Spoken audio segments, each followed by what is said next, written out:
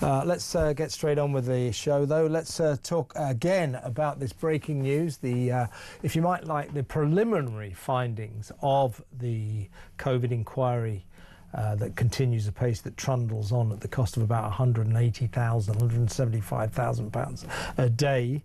And it is concluded that had Boris Johnson's government moved earlier, it could have saved 23,000 lives. I don't know where they got that round figure from, but Baroness Hallett, the chair lady of the inquiry, accuses Johnson's government of moving too little too late.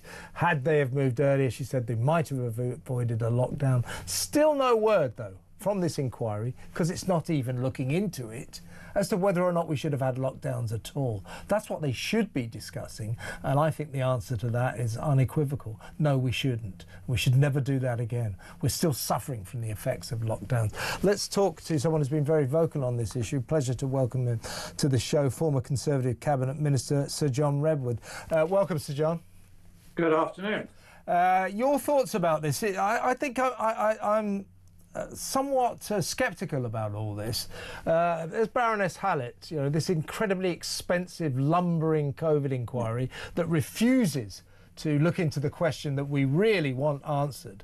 Are lockdowns a good idea at all? All it seems to want to talk about is, did we lock down early enough? Did we lock down long enough? No question about examining whether or not lockdowns are a good idea at all.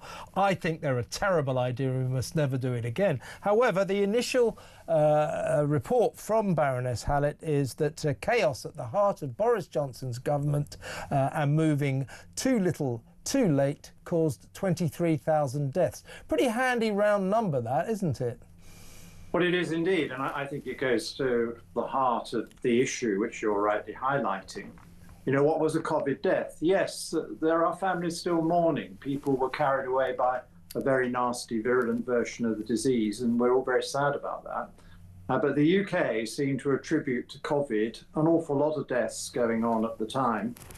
For people in their 80s and 90s with multiple conditions and multiple problems, whereas a country like Germany took a much stricter view that it had to be very visibly just COVID that was causing the problem, and it was a severe form of COVID that killed people. And I think we also, rightly, as you say, need to ask, well, what would have happened if we hadn't had these lockdowns? And I noticed that she is very critical of the Labour Welsh government and very critical of the Northern Ireland government as well as the United Kingdom government. And of course, in other parts of the United Kingdom, they were going for longer and harder lockdowns, and she doesn't think that produced a better set of results. So you're absolutely right. And I want them to answer some of the questions I was raising at the time. And why were so many infections spread within hospitals? Why couldn't we have had some hospitals that were COVID-free? Why weren't the hospitals immediately equipped with much better air cleaning devices to prevent so much transmission within the air circulating in the hospitals? Why didn't we think about saying that we would give full protection and proper lockdown facilities so that people who were vulnerable and elderly could stay at home in safety, and let more of us who were less likely to get a severe form of the disease to go about our daily work and not crash the economy?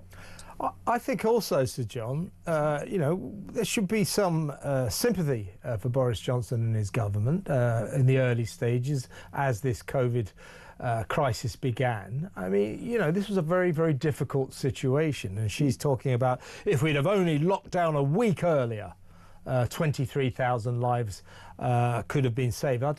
In England, that is. I'd love to know where they got this figure from. The inquiry also says lockdowns could have been avoided altogether if steps such as social distancing and isolation had been introduced earlier. She calls February 2020 the lost month, and she blames a toxic and chaotic culture at the heart of Boris Johnson's government affecting decision making. Well, I think we can all look back with the benefit of hindsight and say mistakes were made, but even I, you know, a very blameful, vituperative type of person, I do have sympathy for Boris and his government in those very difficult times as they were hit by a completely unprecedented situation. And I just feel, looking at Baron Hallett's early conclusions, that they seem a little bit politically charged to me. This is another, oh, the Tories messed it up situation, isn't it?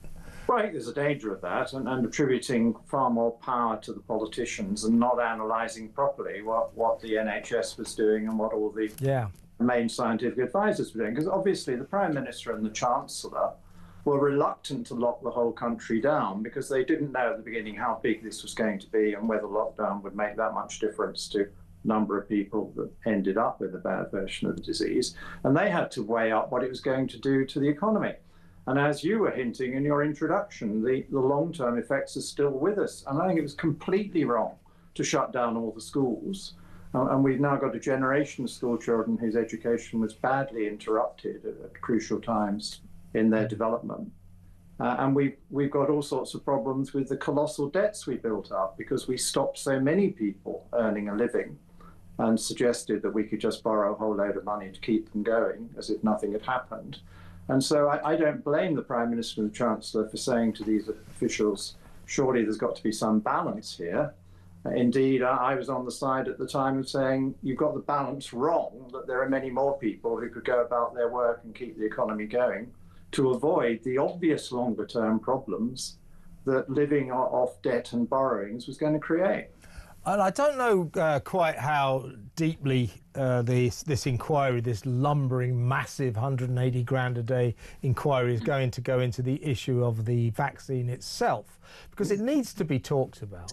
You know, you will remember, how can we forget, you know, suddenly Boris leaping around saying this is a world-beating game changer, you know, so we're told, oh great, we get the vaccine and then we won't get COVID, we'll be protected from, oh wait a minute, it won't stop you getting COVID. At least now, though, we won't pass it on to Granny. We won't be able to transmit it to anyone. Oh, wait a minute.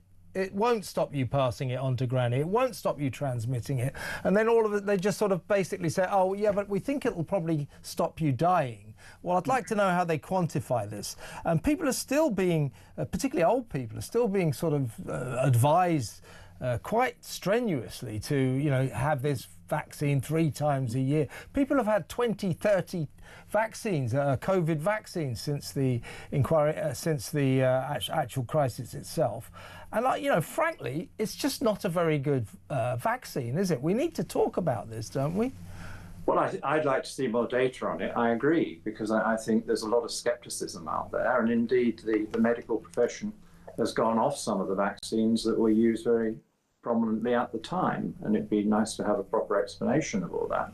But we know that the vaccines didn't stop the disease. We were told that it meant it was a milder form and therefore fewer people died. Well, let's have a look at the data on all that. But it seems that in the end, the thing just burnt itself out when all the vulnerable people had got it, and others of us may have had it and got over it and developed our own immunity. Sir John Redwood, thank you so much for stepping into the breach, because this was a breaking story. And so Sir John Redwood there, who was obviously a top Tory at the time, still is, but he's quit as an MP, former Conservative cabinet minister, one of the sceptics about everything that went on during that time. I was a sceptic. Were you a sceptic?